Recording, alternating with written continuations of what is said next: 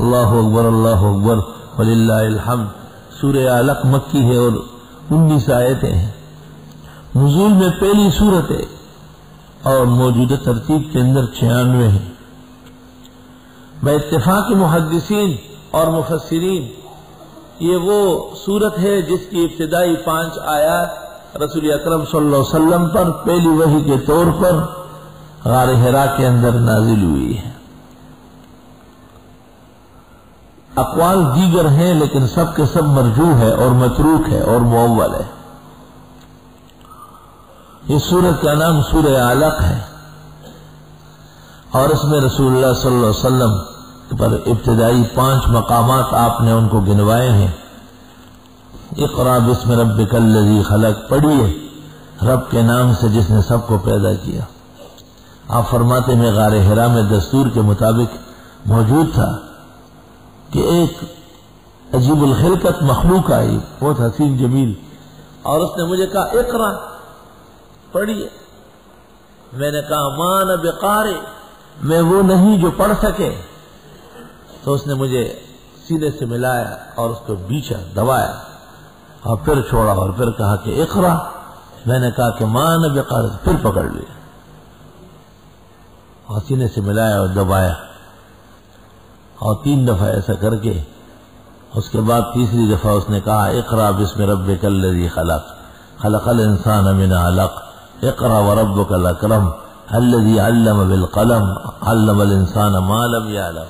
تو حضرت گویا ہو گئے اور یہ 5 آیتیں آپ نے پڑھی اور فرمایا کہ غار حرا سے نکل کر گھر تشریف لائے۔ سخت گرمی کے موسم میں شدید ترین سردی لگ رہی تھی اور پسینے ٹپک رہے تھے۔ سردی لگنے کے لیے آپ نے کہا زملونی زملونی، کمبل اڑاؤ، ام المؤمنین کو کہا،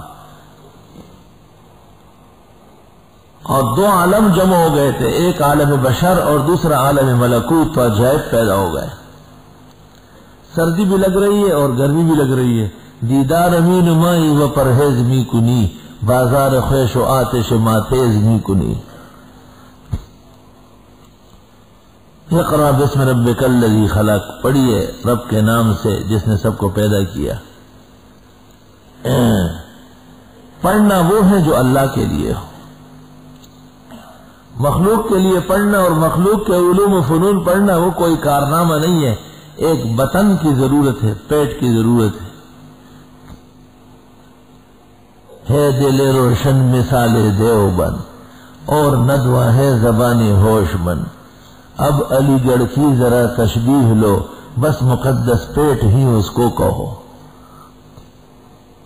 کیونکہ علی گڑھ سے سر سید نے انگریزوں کی نمک خواری کرتے ہوئے انگریزیات کو عام کرنے کی کوشش کی اور انگریزوں نے اس پر بڑے بڑے عہدے تقسیم کیے تاکہ مسلمان مذہبی تراث علم نبوی کو چھوڑ کر انگریزی علوم کی طرف آئے، اور اس میں انگریز کو اتنی کامیابی ہوئی کہ 56 سال پاکستان کا آزاد ہو چکے ہیں، لیکن آج تک مسلمانوں کو خلافت اپنے دل سے تسلیم کرنے کی ہمت نہیں ہوئی۔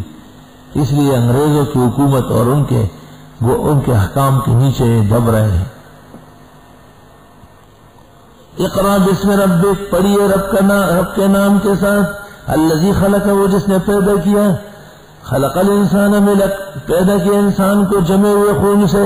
جمے ہوئے خون سے اگر بہترین انسان پیدا ہو سکتا ہے تو ایک نہ پڑے ہوئے پیغمبر کو کل کونین کا استاد اعظم بنایا جا سکتا ہے، یہ خدا کو مشکل نہیں۔ یہاں یہ بات یاد رہے کہ اس دور اور زمانے میں ہماری بیویاں، ہماری بہنیں مدرسۃ البنات کے عنوان سے اسکول اور کالجوں کو چھوڑ کر آ رہی ہے۔ اس سلسلے میں 3 باتیں قابل لحاظ ہیں۔ ایک تو اکثر مقام پر ان کا نصاب ادھورا ہے اور خطرہ ہے کہ مطلوب استعداد علم کی پیدا نہ ہو۔ دوسرا یہ کہ اگر استعداد پیدا بھی ہو گئی ہے تو بیویاں گھر جا کر عربی کتب، علوم و فنون، تفسیر، حدیث، فقہ، اصول مطالعہ نہیں کرتی، تو ایسی صورت میں اس علم کی حیثیت وہی رہ گئی جو اسکول اور کالج کے اندر فرضی اسلامیات کی حیثیت تھی، جس میں چند چیپٹرز ہوتے ہیں اور چند ابواب ہوتے ہیں اور ان کو سمجھنے کے لیے بس ایک ماسٹر صاحب ہوتے ہیں، باقی قصہ ختم ہے۔ تیسری بات یہ ہے کہ ان بیویوں کی زندگیاں، اس کے تحفظ ضروری ہے۔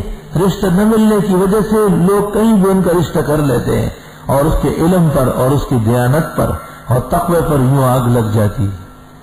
ہائے ناکامی متائے کارواں جاتا رہا، کارواں کے دل سے احساس ضیا جاتا رہا۔ اور چوتھی گزارش یہ کہ ان بیویوں کو بھی مدرسوں میں پڑھنے کے بعد ایسا سلوک کرنا چاہیے کہ ان کے مدرسوں اور ان کے اداروں اور ان کے اساتذہ کا نام روشن ہو جائے۔ سبحان اللہ۔ وہ مشہور قصہ ہے نا، اورنگزیب عالمگیر رحمت اللہ علیہ کی خدمت میں ایک بیروپی آیا جو مختلف شکلوں میں دکھائی دیتا ہے اور ڈرامے کرتا ہے، اور بڑا چالاک تھا وہ۔ تو اورنگزیب نے اس کو کئی جگہ دیکھا تھا، تو اورنگزیب نے کہا میں آپ کو جانتا، اس نے کہا میں ایسی شکل بنا دوں گا کہ نہیں جان سکو گے۔ اورنگزیب نے کہا اگر ایسا ہوا تو میں تمہیں 1000 دینار دے دوں گا۔ 1000 دینار اس زمانے کے 1 کروڑ کے برابر۔ اس نے کہا ٹھیک ہے۔ وہ چلا گیا اور اس نے بیروپی اپن میں ایک شکل بنائی اور ایک پہاڑ کے نیچے دامن میں بیٹھ گیا اور ذکر کا آغاز کر لیا، اور لوگوں کو کہا کہ کہو کہ حضرت صاحب آ گئے، حضرت صاحب اللہ والے، اللہ والے، حلوہ والے۔ اپنے آپ کو اس زمانے کے پیرانی طریقت اپنا نام رکھا ہے اللہ والے، اپنے منہ میاں مٹھو، اس سے کام نہیں بنتا ہے۔ مشک آنس کے خود بگوید نہ کہ 18 بگوید۔ تو پراپیگنڈا اتنا ہوا، ایک پیر کا مرید میرے پاس آیا، اس نے مجھے کہا اگر لوگ بیعت ہونا چاہیں تو میرے ذریعے بیعت ہو جائے۔ میں نے کہا کیا مطلب ہے؟ کہا حضرت صاحب اس سے خفا ہے کہ آپ کی وجہ سے کوئی آ ہی نہیں رہا، آپ لوگوں کو ترغیب دے، ترجیح دے، سمجھائے کہ بیعت اتنا ضروری ہے، اتنا ضروری ہے، اتنا ضروری ہے کہ اگر کسی کا ایمان محفوظ ہے اور وہ بیعت ہو جائے تو انشاءاللہ ایمان پر نہیں مرے گا۔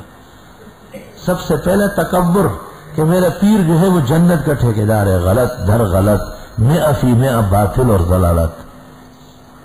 دوسری بات یہ ہے کہ وہ اپنے اس سلسلے کو دین سمجھتے ہیں جبکہ وہ ایک مشق کے درجے میں ہیں۔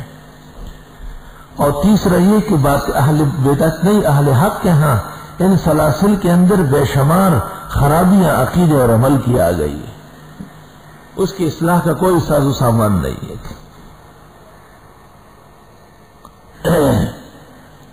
خیر، اورنگزیب عالمگیر کو بھی اطلاع مل گئی ہے کہ ایک پہاڑ کے اندر بڑا کامل ولی نکلا ہے اور وہ جو بھی دعا مانگے فوراً قبول ہو جاتی ہے۔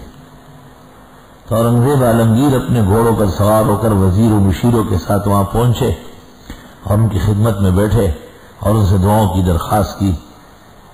اور اس کے بعد اورنگزیب عالمگیر نے 2-3 بکسے سونے کے بھر کر پیش کیے، جو بادشاہوں کا طریقہ ہے۔ تو اس نے سختی سے منع کیا کہ ہاں واپس لے جاؤ، اس کام کے لیے لوگ یہاں آتے ہیں، مجھے کیا ضرورت ہے بادشاہ سے ایسی چیزیں لینے کی۔ بادشاہ کے دل میں اور عقیدت پڑ گئی کہ بالکل دنیا کی چیزیں لیتا ہی نہیں، سچ مچ اولیاء ہے۔ اور اورنگزیب نے بالکل نہیں پہچانا۔ اورنگزیب نے دعاؤں کے لیے کہا، پیر جی نے دعا کے لیے ہاتھ اٹھائے، اور اورنگزیب نے اجازت طلب کی، روانہ ہو گیا۔ جب اورنگزیب نیچے اترا تو یہ سب کچھ چھوڑ کے بھاگا پیچھے، میرے 1000 دینار تو دو۔ اورنگزیب نے کہا اچھا تو ہو،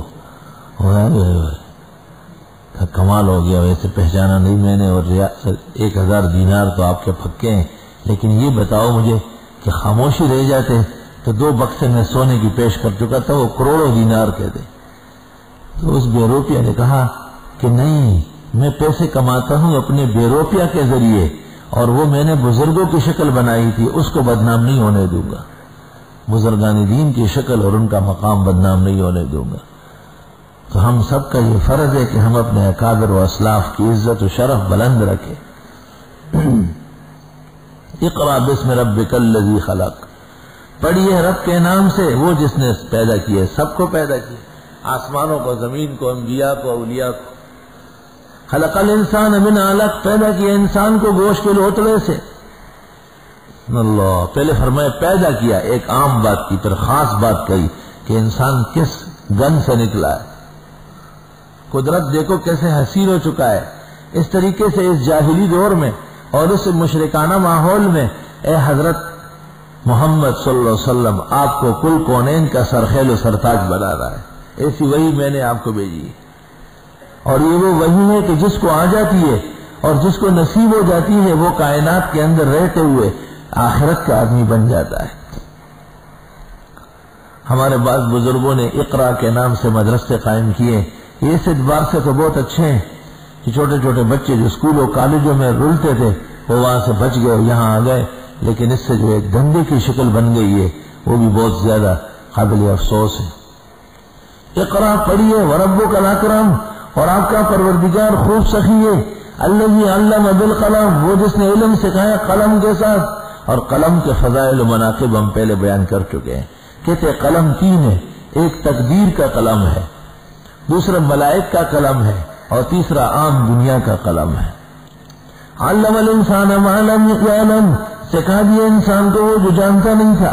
کلا ہرگز نہیں، ان الانسان لیطغی، بے شک یہ انسان سرکشی کرتا ہے، اور رعا استغنا، جس وقت دیکھتے اپنے آپ کو مستغنی، اپنے آپ کو کچھ سمجھتا ہے، شاگرد ہے، کہیں محتمم ہو گیا، اچھی مسجد مل گئی، پھر وہ استاذ کو نہیں پہچانتا، بیٹا ہے کچھ اچھی نوکری مل گئی، زیادہ پیسے کما لیے، اب باپ کے ساتھ ہونٹ کے کناروں سے باتیں کرتا ہے کہ ابا نے کیا کمایا، تو ایسی تنگی میں ہم کو رکھا اور میں نے کتنے پیسے کمائے۔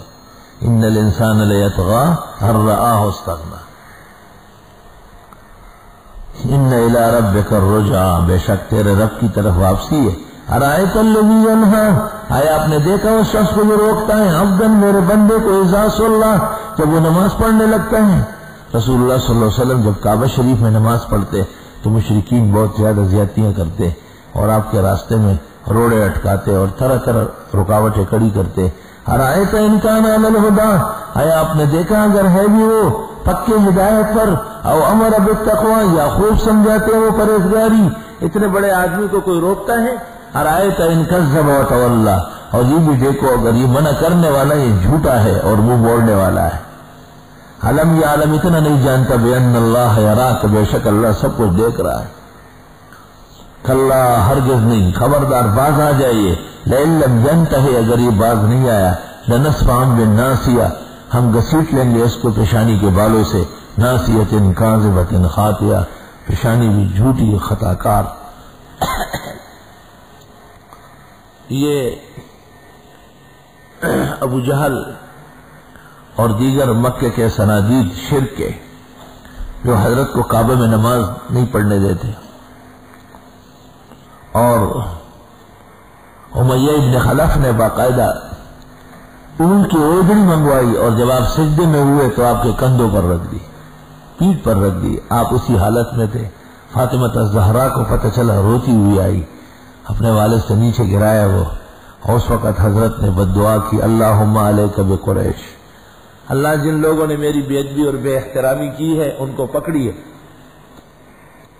بعض لوگوں کی طرف سے یہ پراپیگنڈے ہو رہے ہیں کہ آپ نے عمر پر کسی کو بددعا نہیں دی، پرلے درجے کی حماقت، دین سے ناواقف۔